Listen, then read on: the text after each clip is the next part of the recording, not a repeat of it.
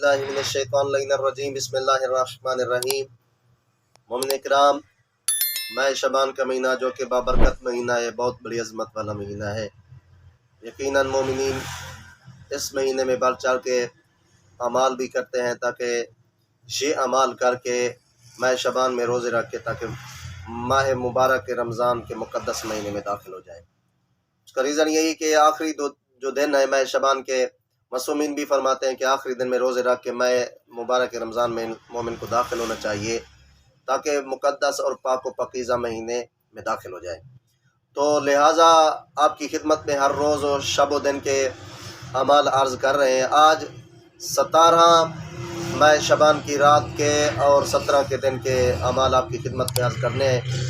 رات کو آپ نے 2 رکعت نماز پڑھنی ہے، جس کی طریقہ یہ ہے: پہلی رکعت میں الحمد کے بعد 71 مرتبہ سورۃ توحید کی تلاوت کرنی ہے، دوسری رکعت میں بھی الحمد کے بعد 71 مرتبہ سورۃ توحید کی تلاوت کرنی ہے۔ یہ 2 رکعت نماز پڑھنا ہے، اس کا ثواب بہت زیادہ ہے۔ جب یہ 2 رکعت نماز آپ پڑھ لیں، 70 مرتبہ استغفر اللہ ربی و اتوب الیہ پڑھیں۔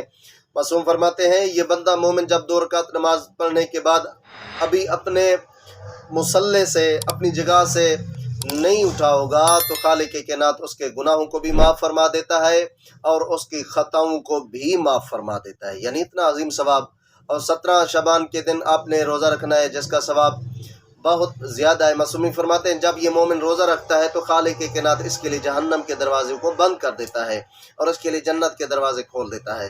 دعا کرتے ہیں خالق کائنات سے کہ تمام مومنین کے مال رزق کاروبار میں اضافہ فرمائے اور مالک کائنات تمام مسلمانوں کی حفاظت فرمائے اور مالک کائنات فلسطین کے مسلمانوں کی بھی حفاظت فرمائے۔